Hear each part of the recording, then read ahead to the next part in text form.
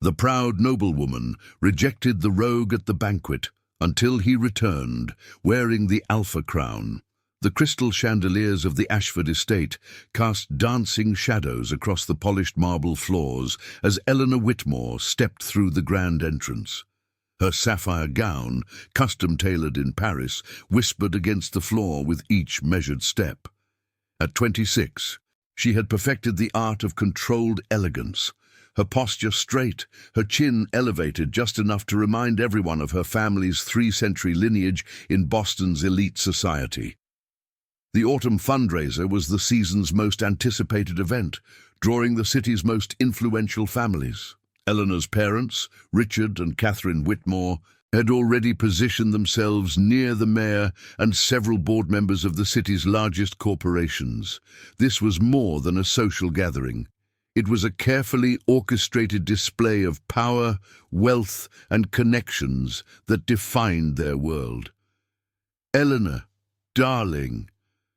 Margaret Ashford, the hostess, glided toward her with practiced grace. "You look absolutely stunning. Have you met everyone? The Harrisons are here, and the Blackwells just arrived from their summer home in the Hamptons." Eleanor offered a polite smile, her eyes scanning the room with the precision of someone trained since childhood to assess social hierarchies. She recognized every face, old money, new money, and those desperately trying to climb the ladder. Then her gaze caught on someone unfamiliar, and her expression faltered for just a moment. Near the bar stood a man in his late 20s, his dark suit clearly off the rack, his tie slightly loosened. His hair was too long by their standards, brushing against his collar, and he held his glass of whiskey with a casual confidence that seemed almost defiant in this room of carefully rehearsed gestures. He was speaking with James Ashford, Margaret's nephew, and laughing, genuinely laughing, in a way that made Eleanor inexplicably irritated. Before we continue with Eleanor's evening, if you're enjoying this story, please subscribe and leave a comment letting us know where you're watching from. Now let's see what happens next. "Who is that?" Eleanor asked, her tone carefully neutral. Margaret followed her gaze, and her smile tightened almost imperceptibly. "Oh, that's Dominic Kane. James invited him. Apparently they served together overseas. Military background, I believe. Sweet enough, but clearly doesn't quite understand our environment." The dismissal in Margaret's voice was clear, and Eleanor nodded, filing the information away. Military. No established family name. An outsider. Throughout the evening, Eleanor couldn't help but notice Dominic. Not because she was interested, certainly not, but because he stood out like a rough stone among polished gems. He spoke too freely with the servers, asking about their shifts and whether the kitchen staff had been fed. He declined the caviar, opting instead for the simple bruschetta. When Senator Morrison began discussing his latest policy initiative, Dominic politely disagreed, citing statistics Eleanor was certain he shouldn't have had access to. "He's rather bold, isn't he?" whispered Charlotte Pemberton, Eleanor's closest friend, since their days at Miss Porter's school. "I heard he grew up in South Boston, actually worked construction before the military." Eleanor's lips pressed into a thin line. South Boston, the complete opposite of Beacon Hill, where she'd been raised. Construction work. No wonder his hands looked calloused when she'd observed him earlier. As the evening progressed, the incident Eleanor would replay in her mind for months occurred near the terrace doors. She had stepped away from a tedious conversation about yacht clubs when she found herself face to face with Dominic Kane. "Eleanor Whitmore," he said, and she was surprised he knew her name. His voice was deeper than she'd expected, with a slight roughness that suggested he hadn't spent his life in vocal coaching sessions. "I've heard quite a bit about you tonight. Have you?" She kept her voice cool, detached. "I'm afraid I can't say the same. Dominic Kane." He extended his hand. "Friend of James." She looked at his hand for a beat too long before accepting it briefly. His grip was firm, his palm warm. "Yes, Margaret mentioned. Military service, wasn't it?" "Marines. 3 tours." He studied her with eyes that were an unusual shade of grey-green. And Eleanor felt uncomfortably seen. "But I'm guessing that doesn't rank high on your list of impressive credentials." "I respect service to our country," she replied, her voice measured. "Though I admit I'm more familiar with corporate boardrooms than military bases. That much is obvious." There was no malice in his tone, just observation, which somehow made it worse. Eleanor felt her cheeks warm, not from embarrassment, but from indignation. "I'm sorry, was that meant to be insulting?" "Not at all, just honest." He took a sip of his whiskey, his gaze never leaving hers. "You carry yourself like someone who's never had to question her place in the world. It's not a criticism, just an observation." "You don't know anything about me." Her voice came out sharper than intended. "I know you've looked down on me 3 times tonight without ever speaking to me. I know you calculate the value of everyone in this room based on their last name and bank balance. I know you think I don't belong here." He set his glass down on a nearby table. "And you're probably right, I don't. But at least I know who I am without needing a family crest to prove it." Eleanor felt something hot and uncomfortable twist in her chest. Anger, certainly, but something else she couldn't quite name. "How dare you—" "Dom!" James appeared, slightly drunk and oblivious to the tension. "There you are. Come meet Senator Morrison. He wants to hear about your security consultation work."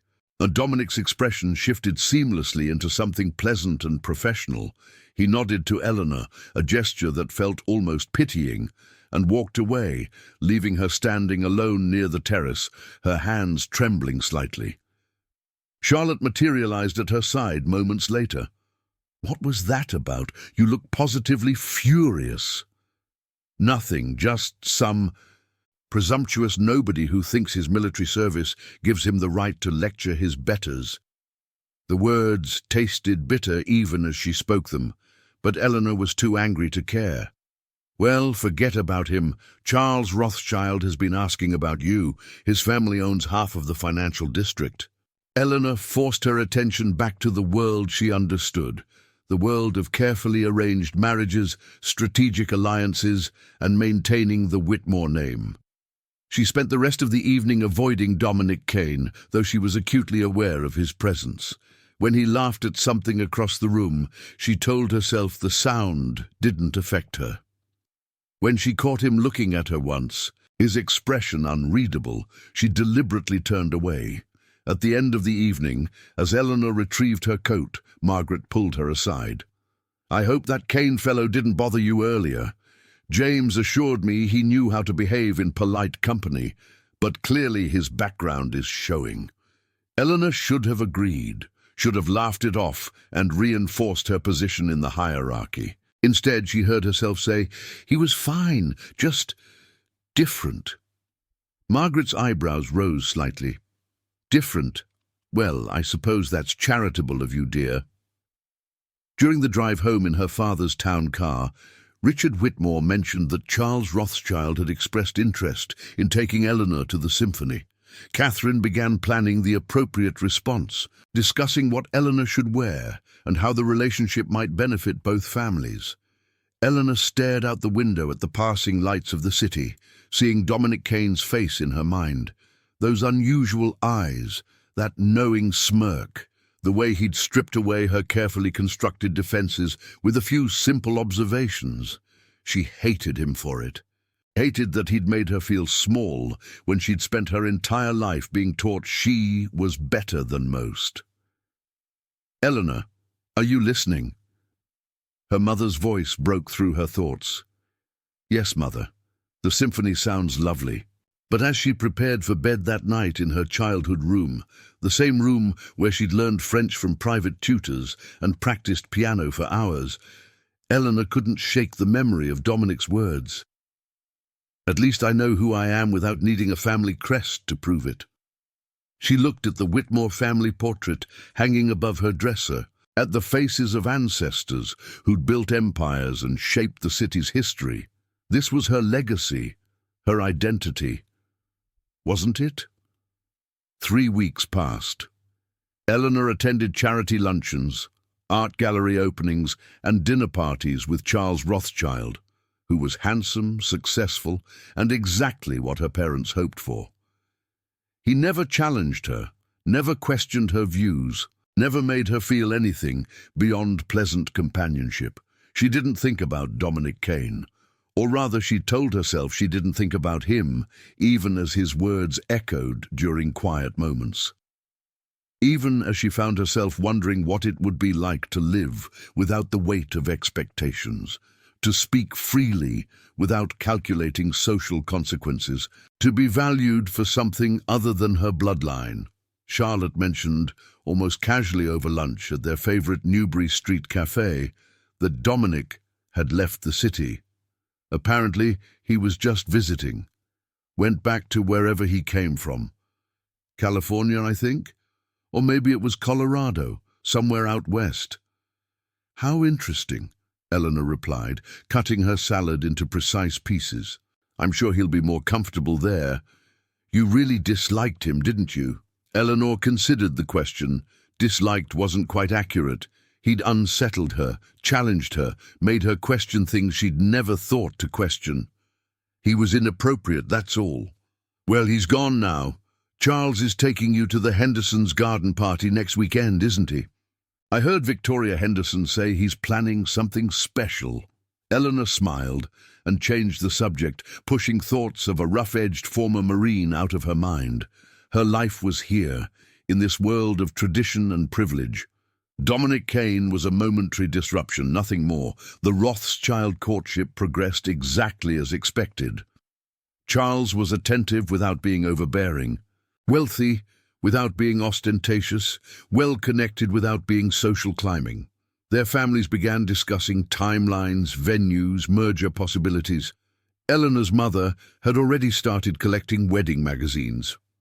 On a Tuesday evening in early December, Eleanor attended a board meeting for the Women's Arts Foundation, an organization her grandmother had founded. She presented her proposal for expanding their scholarship program, answered questions with practiced confidence, and felt the satisfaction of approval from women she'd known her entire life. As she gathered her papers afterward, the foundation's president, Mrs. Eloise Cunningham, approached her. Wonderful presentation, Eleanor. Your grandmother would be proud. You're becoming quite the leader in our community. Thank you, Mrs. Cunningham. That means a great deal. I wanted to mention, we've been approached about a partnership with a new security consulting firm. They specialize in protecting high-value art during transport and exhibition. Very impressive credentials. The owner served in the military, worked with several major museums. I believe you actually met him briefly at the Ashford fundraiser. Eleanor's pen slipped from her fingers, clattering against the mahogany table. I'm sorry? Dominic Kane. His firm, Kane Security Solutions, has an excellent reputation on the West Coast. He's expanding to the East Coast and specifically requested to work with us, said he wanted to support the arts. Mrs. Cunningham smiled. He's meeting with the full board next month. I thought you might like to know, given you were both at the same event. Perhaps you could reintroduce yourself, make him feel welcome. Eleanor retrieved her pen with shaking hands. Yes, of course, I'd be happy to. That night, she sat at her desk overlooking Boston Common, her laptop open to Kane Security Solutions' website. The professional photos showed Dominic in a tailored suit, no longer the slightly rumpled outsider, but a confident businessman. His bio detailed his military service, his advanced degrees in security management and risk assessment, his work with the Getty Museum and San Francisco Museum of Modern Art. This wasn't the same man who'd stood at the Ashford bar in an off-the-rack suit. This was someone who'd built something, achieved something, without the safety net of inherited wealth and connections. This was someone who'd done exactly what he'd implied that night. He knew who he was, and he'd proven it. Eleanor closed her laptop, her reflection staring back at her from the darkened screen. Charles had texted earlier about New Year's plans. Her mother had called about meeting the wedding planner. Her future was mapped out with precise coordinates, every milestone anticipated and approved. So why did her chest feel tight? Why did the thought of seeing Dominic Kane again make her heart race in a way that had nothing to do with anger? She walked to her window, pressing her palm against the cold glass. Below, the city lights sparkled like the chandeliers at the Ashford estate. Somewhere out there, Dominic Kane was returning to Boston, this time on his own terms, no longer the outsider looking in. And Eleanor Whitmore, who had rejected him with barely concealed disdain, would have to face him again, this time without the protection of her assumptions about who he was and what he could become. She returned to her desk, opening the foundation's schedule.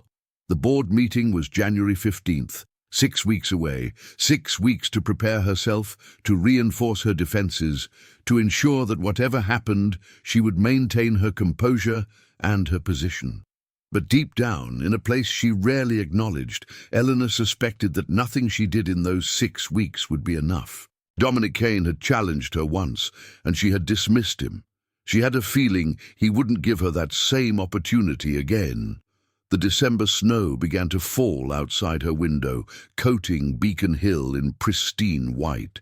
Eleanor watched it accumulate, thinking about how quickly something clean and perfect could be disrupted by a single footprint, a single moment of contact that left a mark impossible to erase.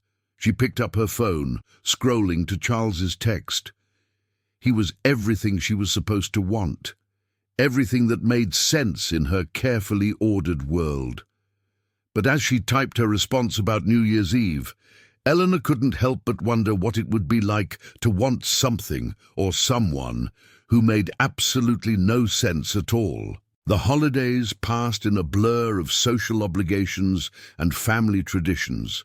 The Whitmores hosted their annual Christmas Eve dinner for 50 guests, where Eleanor played the perfect hostess in a burgundy velvet gown her mother had selected.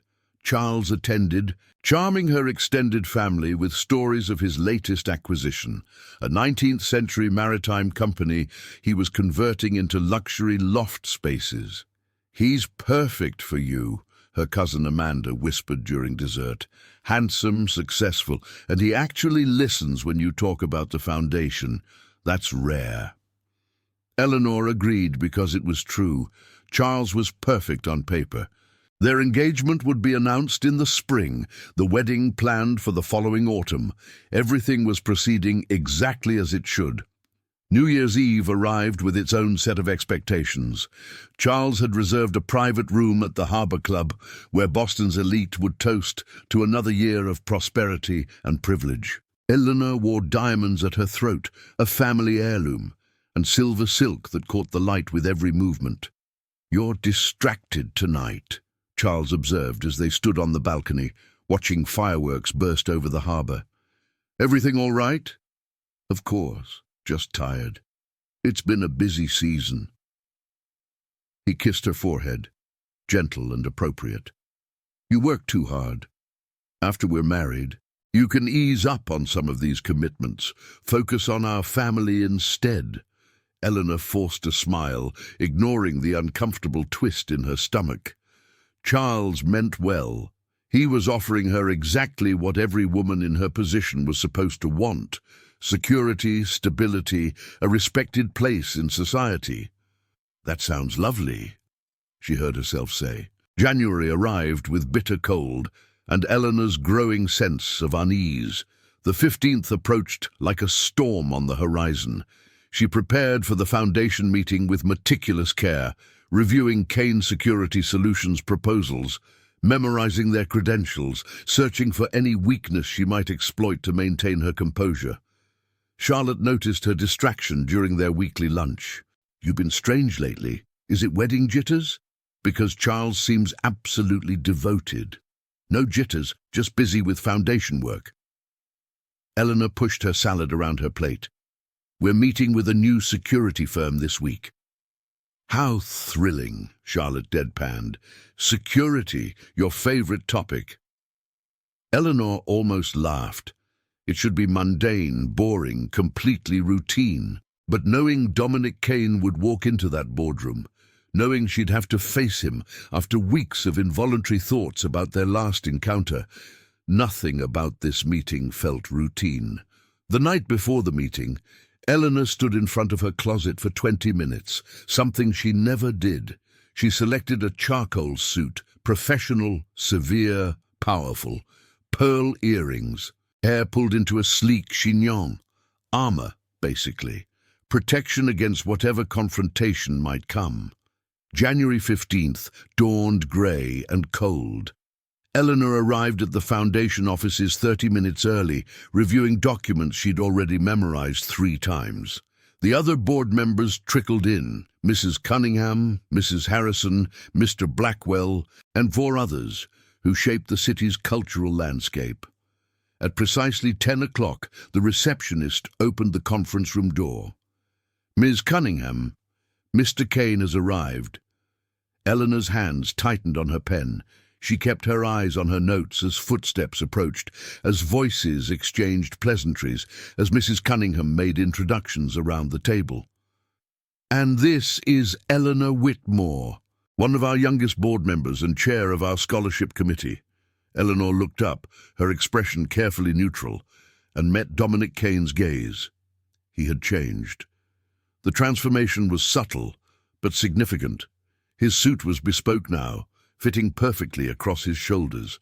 His hair was trimmed professionally, though still slightly longer than conventional business standards. He'd shaved, revealing a strong jawline, and his tie was secured with a platinum clip. But his eyes, those unusual grey-green eyes, held the same knowing intelligence that had unsettled her months ago. "Ms. Whitmore." He extended his hand across the table, his voice professionally pleasant. "A pleasure to see you again." Eleanor accepted the handshake, brief and firm. "Mr. Kane, welcome back to Boston." If he noticed the coolness in her tone, he didn't acknowledge it. Instead, he opened his presentation folder with the confidence of someone who'd done this 100 times before. "Thank you all for this opportunity," he began, and Eleanor was struck by how naturally he commanded the room. Kane Security Solutions specializes in protecting cultural assets during their most vulnerable moments: transport, exhibition loans, high-profile events. We've worked with the Getty, the De Young, SF MoMA, and the Los Angeles County Museum of Art. He clicked through his presentation with practiced ease, displaying case studies, security protocols, risk assessments. His knowledge was comprehensive, his approach innovative. Eleanor found herself genuinely impressed, despite her determination to remain critical. "Our philosophy differs from traditional security firms," Dominic continued, making eye contact with each board member. "We believe that protecting art isn't just about preventing theft. It's about understanding the cultural value of what we're protecting. Every piece has a story, a significance beyond its monetary worth." Mrs. Harrison leaned forward. "That's a refreshing perspective, Mr. Kane. But I'm curious. You come from a military background. What drew you to arts and culture?" Eleanor watched his expression shift, becoming more personal. "My mother was an art teacher in South Boston. She'd take me to museums on free admission days, show me paintings that cost more than our entire apartment building. She said art wasn't just for rich people to own. It was for everyone to experience. When she died, I was 17. I joined the Marines partly because I needed the structure, but I never forgot what she taught me." The room was silent for a moment. Eleanor felt something crack in her carefully maintained composure, a recognition of genuine loss, of purpose, born from pain rather than privilege. "After my service ended," Dominic continued, his voice steady again, "I wanted to build something that honored her belief. That's why I started this company, because art should be accessible, protected and valued for what it represents, not just what it costs." Mr. Blackwell, normally skeptical of newcomers, nodded slowly. "Admirable, Mr. Kane, very admirable." The presentation continued for another 30 minutes. Dominic answered questions with expertise and occasional humor, gradually winning over even the most traditional board members. Eleanor remained silent, observing, analyzing, trying to reconcile the man before her with the rough-edged outsider from the Ashford fundraiser. As the meeting concluded, Mrs. Cunningham smiled warmly. "This has been very impressive, Mr. Kane. We'll discuss your proposal and be in touch within the week. I appreciate your time." Dominic gathered his materials efficiently. "I'm staying in the city for the next few weeks, getting familiar with Boston's museum landscape. If anyone has questions or wants to continue the conversation, please reach out." Board members began filing out, several stopping to shake Dominic's hand and express interest in his work. Eleanor remained seated, ostensibly reviewing her notes, actually trying to decide whether to leave quietly or acknowledge their previous encounter. The decision was made for her. "Ms. Whitmore." Dominic's voice came from directly beside her chair. "Do you have a moment?" She looked up, finding him standing closer than professional distance typically allowed.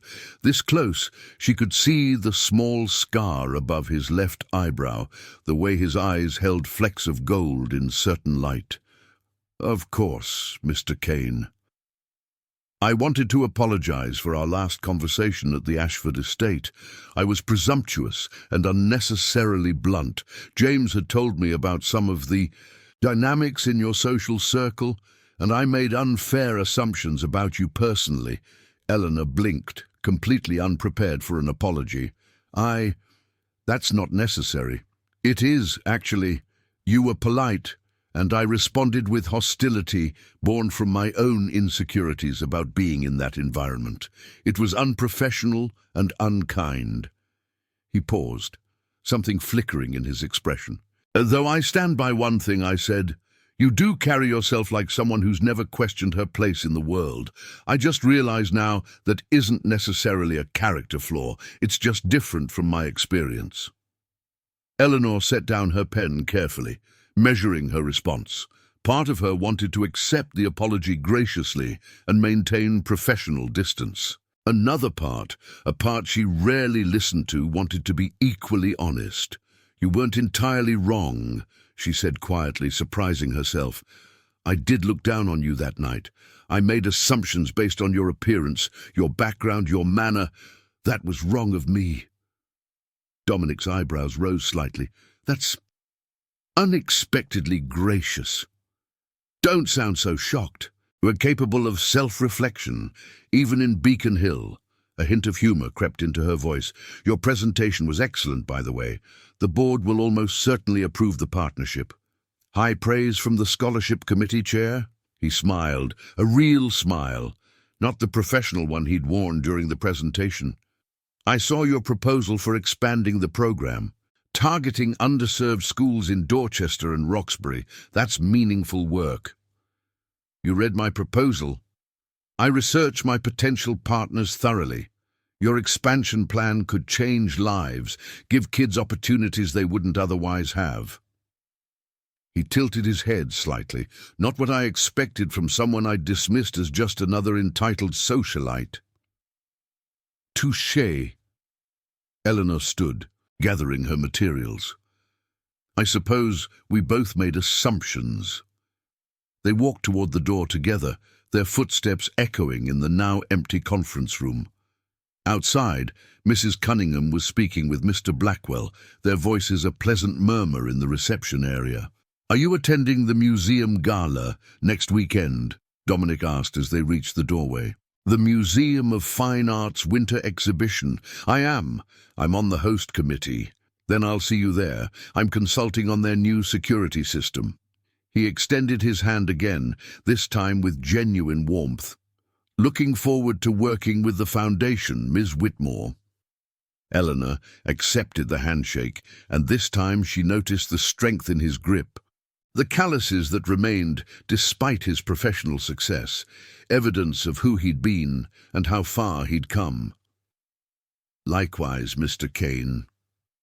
She watched him leave, exchanging pleasant goodbyes with the board members, moving with quiet confidence through a world that had initially rejected him. When he disappeared into the elevator, Eleanor realized she'd been holding her breath. "He's impressive, isn't he?" Mrs. Cunningham appeared at her elbow. "Not what I expected from his background, but I suppose that's the point. He's earned everything he has." "Yes," Eleanor agreed softly. "I suppose he has." That evening, Eleanor sat in Charles's study in his Back Bay brownstone, sipping wine while he discussed his latest acquisition. He was excited about a waterfront property development, speaking with enthusiasm about profit margins and architectural significance. "Are you listening?" Charles paused, looking at her with mild concern. "Sorry. Yes, the waterfront property. It sounds promising. You seem distracted lately. Is everything all right with the foundation?" Eleanor thought about lying, about maintaining the smooth surface of their relationship. Instead, she found herself saying, "Do you ever wonder if we're missing something, if there's more to life than this?" Charles looked genuinely puzzled. "More than what?" "We have everything, Eleanor. Success, security, family connections. What more could we want?" "I don't know. Purpose, maybe. Something we built ourselves rather than inherited. You're building the scholarship program. That's purpose." He reached over, touching her hand gently. "I think you're tired. You've been working too hard. Maybe we should move the engagement announcement up, get married this summer instead. You can step back from some of your commitments." Eleanor stared at his hand on hers, perfectly manicured, soft, belonging to someone who'd never had to fight for anything. And she thought of Dominic's hands, scarred and calloused, built through struggle and determination. "Maybe," she whispered, knowing it wasn't what she meant. The Museum of Fine Arts Gala arrived with its usual fanfare. Eleanor wore midnight blue silk and her grandmother's diamond bracelet. Charles escorted her, handsome in his tuxedo, introducing her to various business associates and potential investors. She scanned the crowd, telling herself she wasn't looking for Dominic Kane, knowing she was lying to herself. He arrived late, alone, wearing a tuxedo that fit him perfectly, but somehow didn't diminish the edge that made him different from every other man in the room.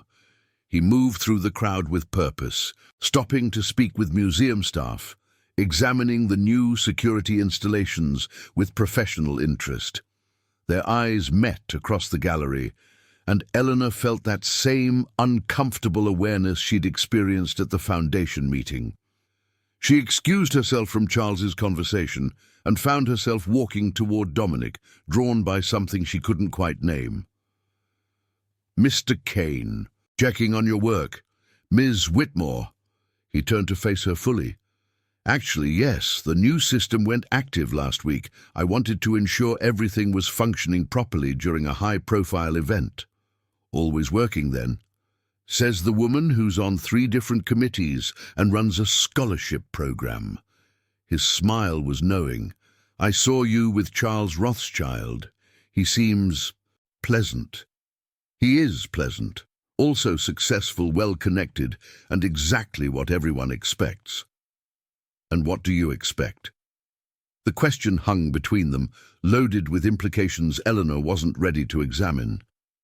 Before she could respond, Charlotte appeared with her husband, forcing introductions and small talk that felt increasingly suffocating. Throughout the evening, Eleanor found herself aware of Dominic's presence in a way that had nothing to do with professional courtesy. When he laughed at something the museum director said, she felt something twist in her chest. When she saw him speaking with a young server, asking questions, treating her with genuine interest, she remembered him doing the same at the Ashford estate. Charles noticed her distraction. "You keep looking at that security consultant. Do you know him? We're working together through the foundation. He's competent. He seems rough around the edges for this crowd." Charles sipped his champagne, his tone dismissive. I'm surprised the museum hired him. There are plenty of established firms with better pedigrees. Eleanor surprised herself by defending Dominic. Better pedigrees don't necessarily mean better service. His firm has an excellent reputation. Charles looked at her curiously. Since when do you care about security consultants? Since one of them made her question everything she thought she knew about herself. But Eleanor couldn't say that, so she simply smiled and changed the subject.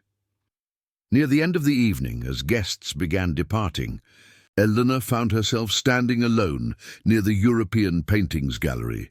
She'd excused herself to the restroom, taken a longer route back, needing a moment away from the forced conversations and artificial smiles. Beautiful, isn't it? Dominic's voice came from behind her. She turned to find him studying a Renaissance painting, Mary Magdalene in a moment of religious ecstasy, her face upturned, her expression caught between agony and transcendence. Caravaggio, Eleanor said, moving to stand beside him. The museum acquired it last year. It's worth approximately 40 million. My mother would have loved it. Not for the price tag. She'd have hated that number, actually, but for what it represents. Someone experiencing something so profound that their entire world changes in a single moment. Eleanor studied the painting with new eyes, seeing beyond the technical mastery to the emotional truth Dominic described. Is that what happened to you? A moment that changed everything? Several moments. Enlisting, watching friends die in Afghanistan, deciding I wanted to build something meaningful instead of just surviving. He glanced at her. Have you ever had a moment like that, where everything you thought you knew suddenly became questionable? No, Eleanor admitted. My entire life has been carefully planned. School, debut, charity work, marriage, every step predetermined. Marriage? He turned to face her fully. Charles Rothschild. Eventually. It makes sense. Our families approve. He's suitable. Suitable. Dominic's expression was unreadable. That's a pretty low bar for spending your life with someone. In my world, suitability is more important than romance. Partnerships built on logic last longer than those built on passion. Do you believe that? Or is that what you've been taught to believe? Eleanor opened her mouth to defend her position, to explain how practical considerations outweighed emotional ones, to justify the path she'd chosen. But standing there, with Dominic's knowing gaze fixed on her, the words wouldn't come. I should get back, she said instead. Charles will be wondering where I am. Of course. Dominic stepped back, professional distance restored. Thank you for the conversation, Ms. Whitmore. As Eleanor walked away, she felt his eyes on her back. She rejoined Charles, smiled at his jokes, made appropriate comments about the evening's success. But her mind remained in that gallery, standing before a Renaissance painting, confronting questions she'd never allowed herself to ask. That night, lying in her childhood bed, Eleanor stared at the ceiling and acknowledged a truth she'd been avoiding. Dominic Kane unsettled her, not because he was rude or presumptuous or inappropriate. He unsettled her because he made her feel something, curiosity, attraction, genuine interest, that had nothing to do with suitability or family approval. And feeling something real, after years of careful emotional control, was terrifying. The partnership between Kane Security Solutions and the Women's Arts Foundation was approved unanimously.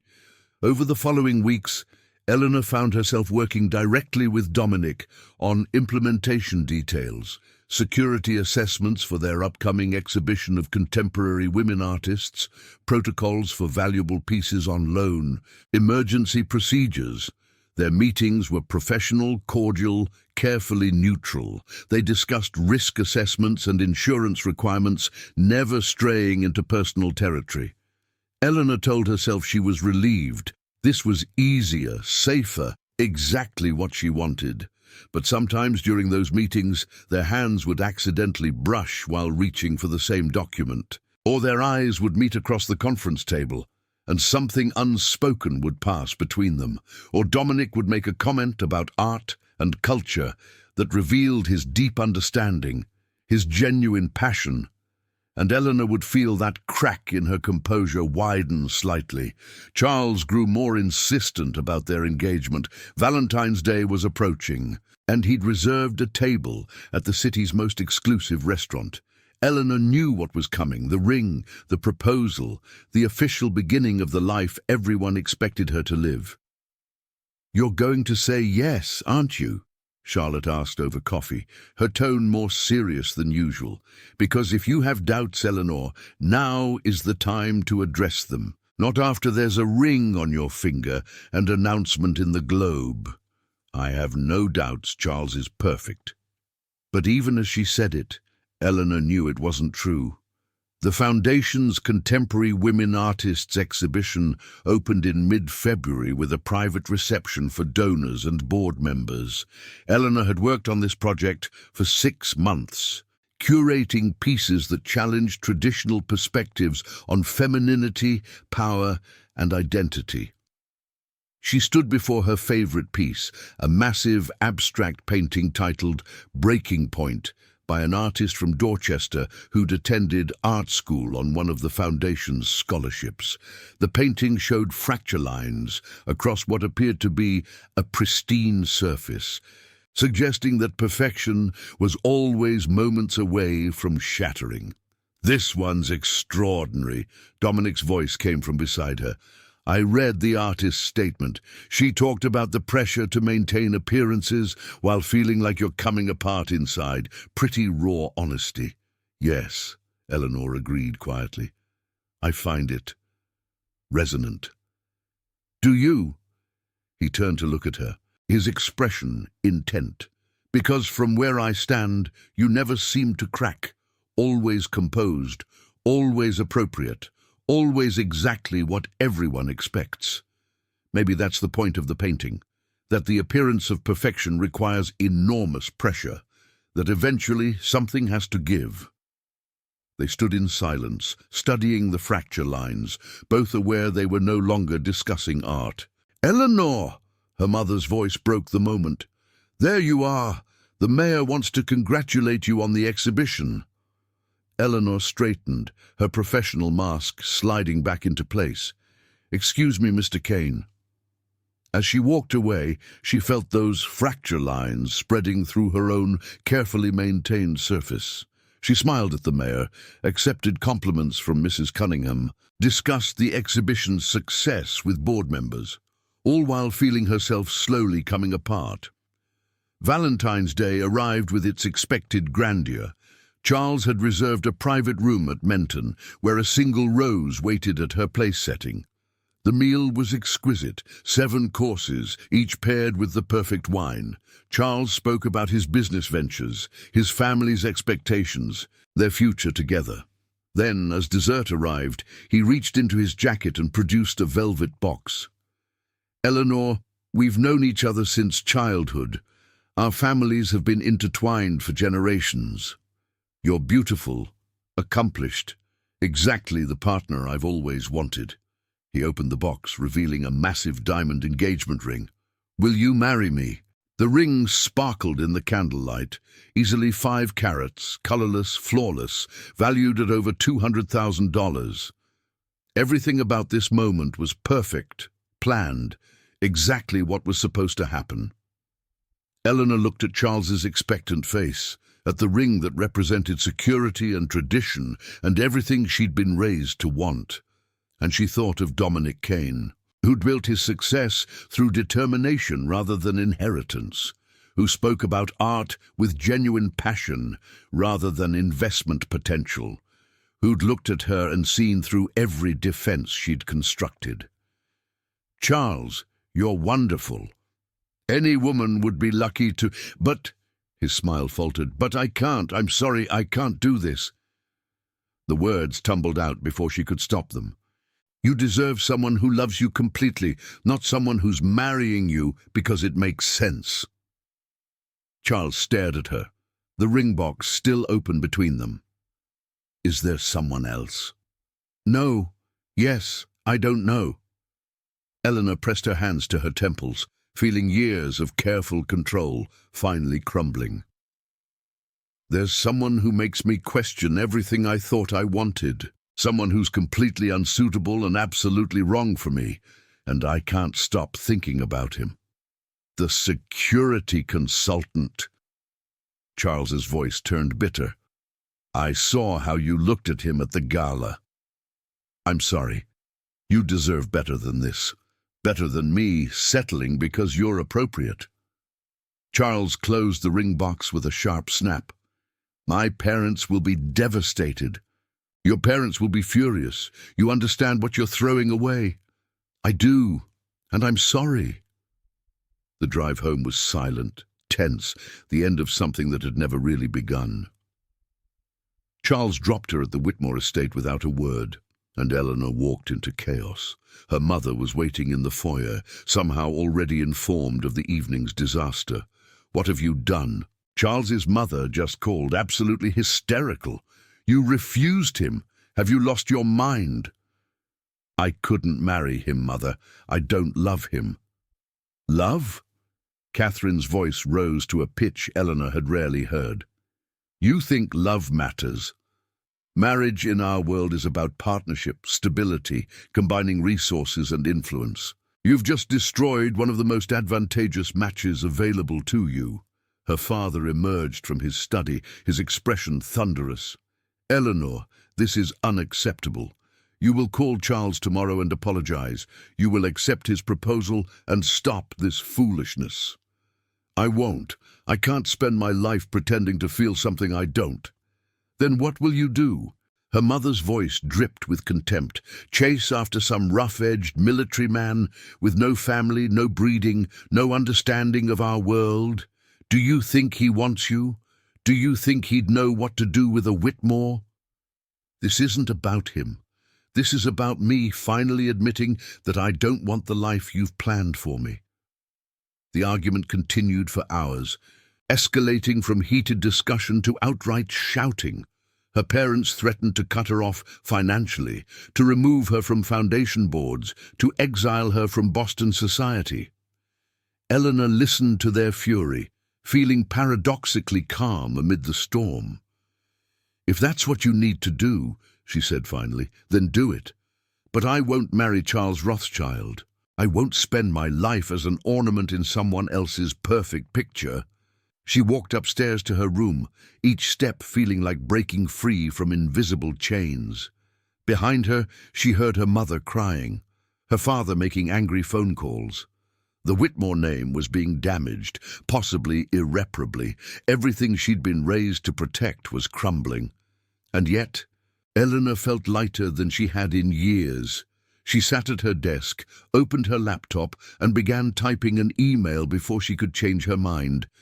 Mr. Kane, I need to speak with you about a personal matter, separate from our professional relationship. Would you be available to meet tomorrow? Eleanor Whitmore. She hit send before fear could stop her, then sat back, staring at the screen. What was she doing? She'd just destroyed her engagement, infuriated her family, and was now reaching out to a man who might not even be interested in her chaos. The response came 15 minutes later. Ms. Whitmore, I'm available tomorrow afternoon at 2 p.m. There's a coffee shop in the North End, Café Paradiso, that has quiet corners for private conversations. Will that work? Dominic. Eleanor confirmed the meeting, then turned off her computer and lay on her bed, staring at the ceiling. Tomorrow, she would face the consequences of tonight's decision. Tomorrow, she would have to explain to Dominic Kane why she'd rejected a perfect proposal to pursue. What? An attraction? A possibility? Something undefined and terrifying? But tonight, for the first time in her 26 years, Eleanor Whitmore had chosen something for herself rather than accepting what was chosen for her. The fracture lines she'd seen in that abstract painting were spreading through her own carefully constructed life. And instead of trying to hold everything together, she was finally allowing herself to break. The next morning arrived with consequences. Eleanor's phone buzzed with texts from Charlotte, from other friends, from concerned society matrons who'd heard about the unfortunate situation. The Boston Globe Society column mentioned a surprising development in the expected Whitmore-Rothschild union, code for scandal among people who never spoke plainly about such things. Her mother refused to speak to her at breakfast. Her father read his newspaper with pointed silence. Only her younger brother, Thomas, a law student at Harvard, seemed sympathetic. "You really turned down Charles Rothschild?" he whispered as they cleared dishes. "Mom's acting like you committed treason." "I suppose I did, in their world." Eleanor rinsed a plate mechanically. "Do you think I'm crazy? I think you're the first person in this family to choose something real over something appropriate. That takes guts." Thomas glanced toward their parents. "But prepare yourself. They're not going to let this go easily." He was right. Over lunch, her father presented an ultimatum. "You have two choices, Eleanor. Call Charles, apologize profusely, and accept his proposal. Or move out of this house and support yourself through your foundation salary. No trust fund, no family connections, no safety net." He folded his napkin precisely. "You claim you want independence? Here's your chance to prove you can survive without the Whitmore name." Eleanor met his gaze steadily. "When do you want me to leave?" Her mother gasped. Her father's expression hardened. "You have until the end of the month. And Eleanor, you're making a terrible mistake. That security consultant doesn't come from our world. He doesn't understand our values, our traditions. You'll be miserable with someone like that." "I'm not doing this for him, Father. I'm doing it for myself." But as Eleanor dressed for her meeting with Dominic, she wondered if that was entirely true. Yes, she was choosing independence. Yes, she was rejecting a life of comfortable conformity. But wasn't she also hoping that Dominic Kane might be part of whatever came next? Café Paradiso occupied a corner building in the North End, its brick walls and intimate lighting a stark contrast to the sterile elegance of the restaurants Eleanor typically frequented. She arrived 10 minutes early, ordered a cappuccino she didn't really want, and chose a corner table that offered privacy. Dominic arrived exactly on time, somehow sensing her immediately in the crowded space. He wore jeans and a navy sweater. No suit today, no professional armor. He looked more like the man from the Ashford fundraiser than the polished consultant from the foundation meetings. "Thank you for meeting me," Eleanor said as he sat down. "Your email sounded urgent." He studied her face. "Are you all right? You look like someone who just blew up their entire life." She attempted a smile. That would be accurate. She told him everything: the proposal, the rejection, her parents' ultimatum, her imminent exile from the only world she'd ever known. The words poured out, unfiltered and honest in a way that would have horrified her mother. Dominic listened without interrupting, his expression unreadable. When she finished, he sat back in his chair, quiet for a long moment. "Can I be honest with you?" he finally asked. "Please." "When you emailed last night, I thought you might be reaching out because you wanted to explore whatever this is between us. This attraction that neither of us has been willing to acknowledge directly." He ran a hand through his hair. "But Eleanor, I need to know, are you interested in me, or are you just running from a life you don't want anymore? Because there's a difference, and it matters." The question was fair, direct, and deserved an honest answer. Eleanor wrapped her hands around her cooling cappuccino, gathering her thoughts. 3 months ago, if you'd asked me to describe my ideal partner, I would have described Charles Rothschild. Family connections, proper background, shared values, safe and appropriate. She looked up, meeting his eyes. "You would have been the last person I'd have considered. Wrong background, wrong manners, wrong everything according to the rules I was raised with." That's not exactly encouraging," Dominic said quietly. Let me finish. Since the Ashford fundraiser, I haven't been able to stop thinking about you. About what you said, about how you challenged me, about the way you built something meaningful from nothing. You made me question assumptions I'd never examined. You made me feel things I'd trained myself not to feel. She paused. I rejected Charles's proposal before I emailed you. The decision to leave that life was separate from anything involving you. But yes, I'm hoping that when I figure out who I am outside of being a Whitmore, maybe you'd be interested in getting to know that person. Dominic's expression shifted. Surprise, interest, maybe something deeper. That's, more honest than I expected. I'm trying something new. Honesty. It's terrifying. Eleanor attempted a smile. So now it's your turn. Are you interested? Or am I about to add humiliation to my list of current problems? He reached across the table, his hand covering hers. Warm, solid, real. I've been interested since the Ashford estate. Even when you were looking down at me with that perfectly practiced disdain, I wanted to know who you really were underneath all those defenses. His thumb brushed across her knuckles. But Eleanor, I need you to understand something. I'm not Charles Rothschild. I can't offer you the life you're used to. My world involves working long hours, dealing with real security threats, attending museum openings because I'm staff rather than a donor. If you're with me, you're choosing something completely different from what you know. Good, Eleanor said softly, because what I know hasn't been making me happy. Maybe completely different is exactly what I need. They talked for 3 hours, the cafe filling and emptying around them while they stayed in their corner, excavating the foundations of something new. Dominic told her about growing up in South Boston, about his mother's death and his Marine service, about the long road to building his company. Eleanor talked about the suffocating weight of family expectations, about discovering she cared more about the scholarship program than any society event, about feeling like a perfectly maintained facade with nothing authentic underneath.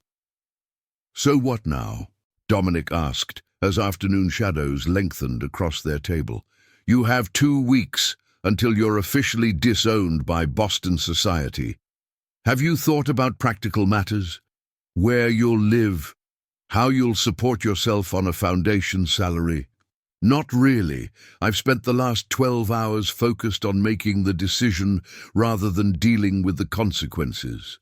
Very unlike the organized Miss Whitmore. He smiled. Look, I have a friend in Cambridge, owns a building near Harvard Square. There's a studio apartment available, affordable on a non-profit salary. It's not Beacon Hill, but it's clean and safe. You're already helping me plan my escape? I'm offering options. You don't have to take them. His hand tightened on hers. But Eleanor, if we're doing this, if you're really choosing to step outside your old life, I want to support that choice, whether or not anything happens between us romantically. That's very noble. She turned her hand over, lacing her fingers through his. But I should be clear about something. I'm not doing this just for independence. I'm doing this because I want the freedom to be with someone who makes me feel alive rather than appropriate. And you make me feel alive. Dominic's eyes darkened with something that made Eleanor's breath catch. That's good to know, because watching you with Charles Rothschild has been slowly killing me. They left the cafe together, walking through the North End as evening descended. Dominic showed her the studio apartment, a 5th-floor walk-up with exposed brick, large windows overlooking the street, and approximately 1/10 the space of her bedroom at home. Eleanor stood in the center of the empty room and felt something like hope blooming in her chest. I'll take it, she told the landlord, committing to a future that terrified and exhilarated her in equal measure. That night, Back at the Whitmore estate for one of her final nights, Eleanor began the practical work of dismantling her old life. She packed clothes, books, personal items. She called the foundation to increase her hours and responsibilities. She opened a checking account that had nothing to do with the Whitmore Trust Fund. Thomas helped her carry boxes to her car, his expression worried. "Are you sure about this? Once you're out, Mom and Dad might never forgive you." "I know, but staying would mean never forgiving myself." "And the security consultant, Dominic Kane? Is he worth all this?" Eleanor considered the question carefully. "I don't know yet, but the chance to find out, the freedom to choose for myself, that's worth it." The next 2 weeks passed in a blur of endings and beginnings. Eleanor moved into the Cambridge studio, learning to navigate public transportation and grocery shopping without household staff. She increased her foundation hours, throwing herself into the scholarship program with renewed energy. She had dinner with Charlotte, who was shocked but secretly supportive. She ignored calls from her mother and cold, brief emails from her father, and she saw Dominic, coffee dates that turned into long walks along the Charles River. Museum visits where he explained security systems and she explained artistic movements, late dinners at neighborhood restaurants where no one knew her family name, conversations that lasted until midnight, covering everything from childhood dreams to current fears. They hadn't kissed yet, hadn't rushed into the physical relationship that simmered between them with increasing intensity. Eleanor appreciated the restraint, the acknowledgement that she needed time to discover herself before losing herself in someone else. But one evening, as Dominic walked her to her apartment building after dinner in Harvard Square, something shifted. They stood outside her door, the March wind cold enough to see their breath, and Eleanor realized she didn't want to say goodnight. "Would you like to come up?" she asked, her heart racing. "I make terrible coffee, but the view is decent." Dominic's expression was serious. "Eleanor, if I come up, I'm not sure I'll want to leave, and I don't want to rush you into something before you're ready. I'm ready, terrified, but ready." She unlocked the door, looking back at him. "I've spent my entire life being careful, measured, appropriate.